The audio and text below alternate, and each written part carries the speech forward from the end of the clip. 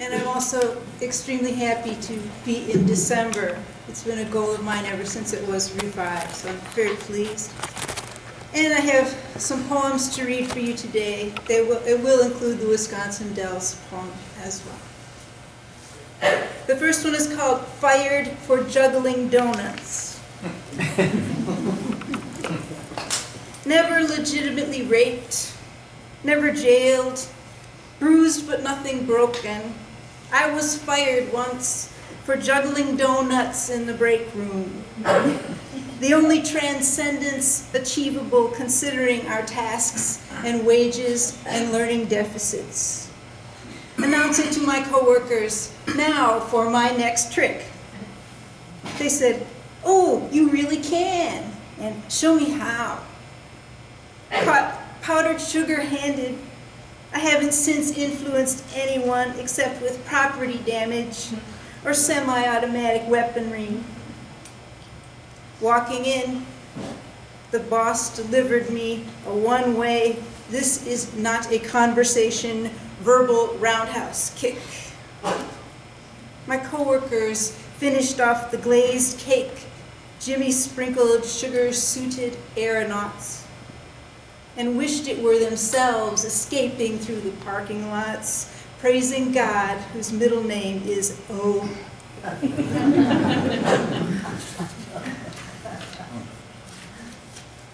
In January, I will be publishing a chapbook called Hide and Sex. And this is the title poem from that collection. Hide and Sex. Let us play hide and sex. You hide out in the world, and I will find you for sex. It could take decades, because I can have sex with only you, with no one else. 8 billion people on Earth, and we each get only one truly sanctioned chance. Everything else there are laws against. These are the rules. It must be you. You are the one. If I find you, I must buy a white dress. We must meet at a place which will grant excuses. There will be a permanent record of our pairing. After that, the sex must be provided or it's no fair.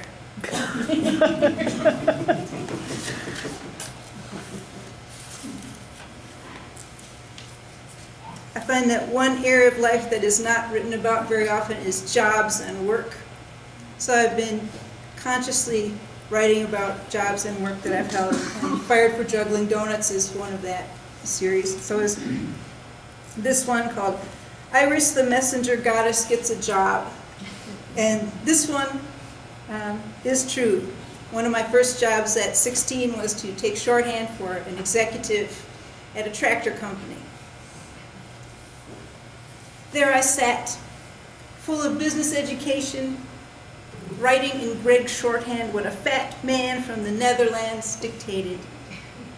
In a half-sized notebook, its pages cleft, stacks of these in the supply room.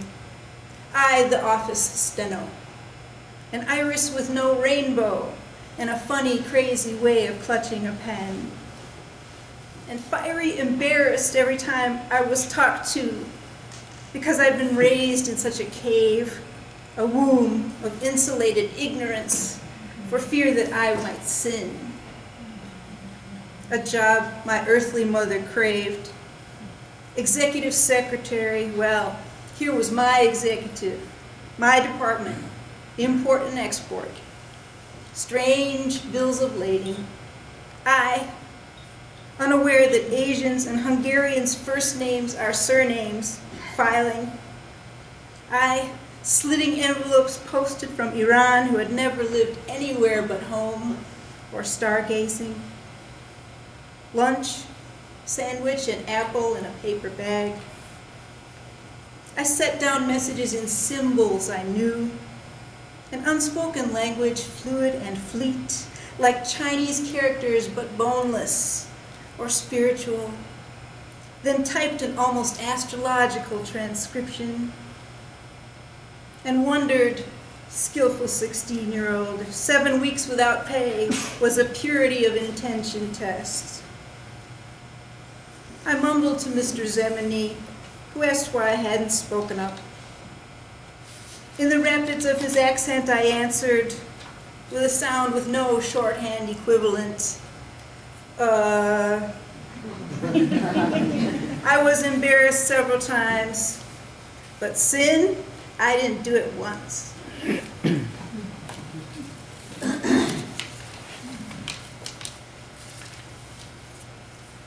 I'm from Wisconsin. I visited Wisconsin Dells when I was 12. It must have been about the year 1969 or so. I guess the poem will tell you about Wisconsin Dells, just as Jonna said. There's also tourist trap number 2, which is Niagara Falls, and tourist trap number 3, which is Hannibal. But we'll save those for later.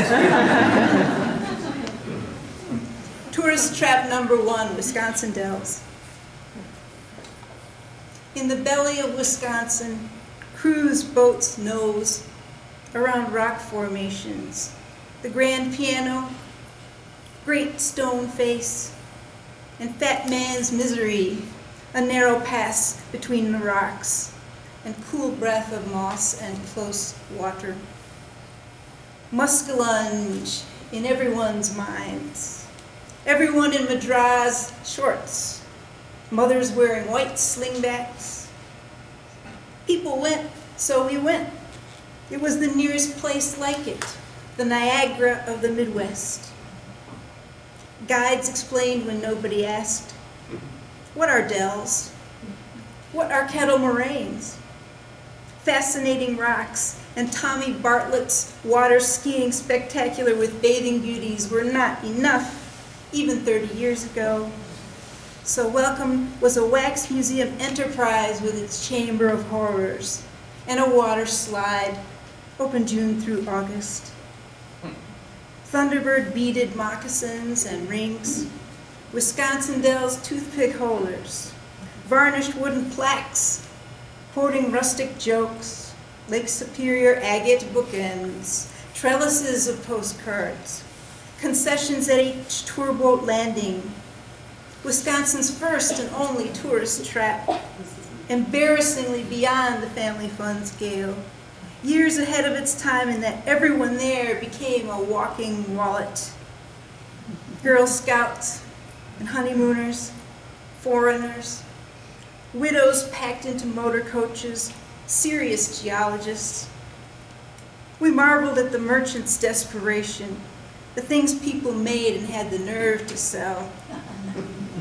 From the 2-lane highway, no one saw the town at night. Everything closed. Dark, the motels with plaid blankets and dank pillows. No one stayed in the same motel twice. No Wisconsinite returned to the Dells to buy genuine deerskin mittens printed in blood-colored ink with Bambi's face, to hear inauthentic drumming by Indians with torches, flaming hoofs, and eagle feather headdresses, open-air Chautauqua vaudeville, passing on gore as crass and inauthentic as 3-meat lasagna, and just as much worth paying for. Understand, we had never seen this before. We could get in our car and drive away. There was an end to our amusement. That doesn't happen anymore.